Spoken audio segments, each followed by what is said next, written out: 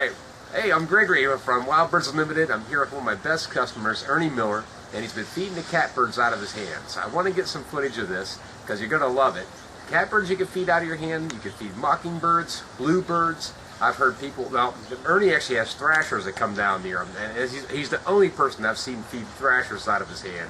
And he's feeding in a little jar. Ernie, tell us about what you're feeding them out of there. Just a little, any common jar, right? This is actually, yeah, just a plastic screw lid.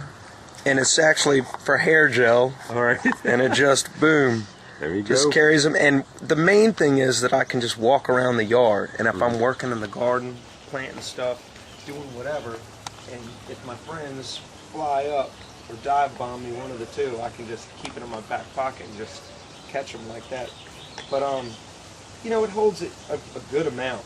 And as long as they get air, as long as I open it up every once in a while, and it'll last a good hour or so up. I'm out working in the lawn, and I say that, but I spoil the heck out of them. Yeah. How long have you been feeding the bluebird, well, all the catbirds and everything here?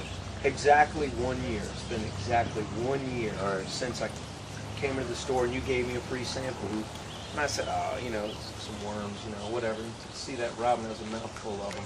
Yeah. But, and you said, oh, just try it. And I said, all right, well, I'll just give it a try. And then, oh my goodness, you just put it out there. But it allows you to meet the birds personally. And it really brings them in close, and they really get used to it. And you can feed them however many you want to feed on whatever schedule you want or whatever budget. But it really makes a difference. That's what I try to tell people. It takes bird feeding to a different level. Yeah, exactly. And you got one bird here, Roy, that has the broken wings. So hopefully we get some footage of him too. He's got a mouthful right now. All right. There he and goes. he's got a nest right over there.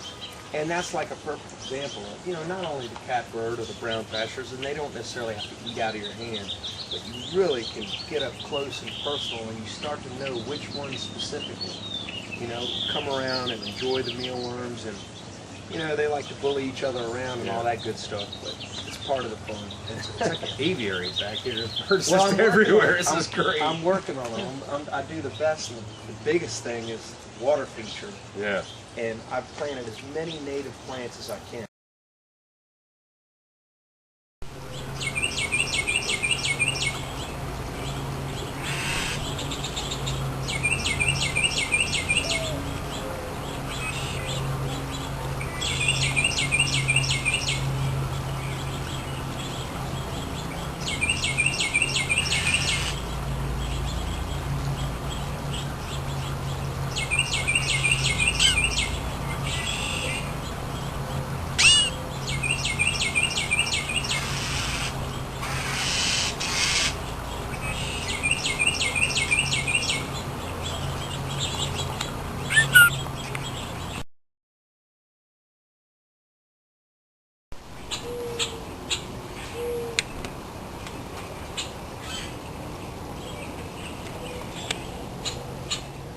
Ernie, I really want to thank you for your time.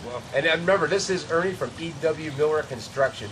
And this is a great habitat. I've really enjoyed this. We've got water features back here. Ernie he showed me a lot of the native plants that he has here. What we might do is do another video sometime of all the native plants that Ernie has. And it is fantastic here. It's a perfect habitat for the birds. Water features, native plants, mealworms galore. What bird wouldn't want it?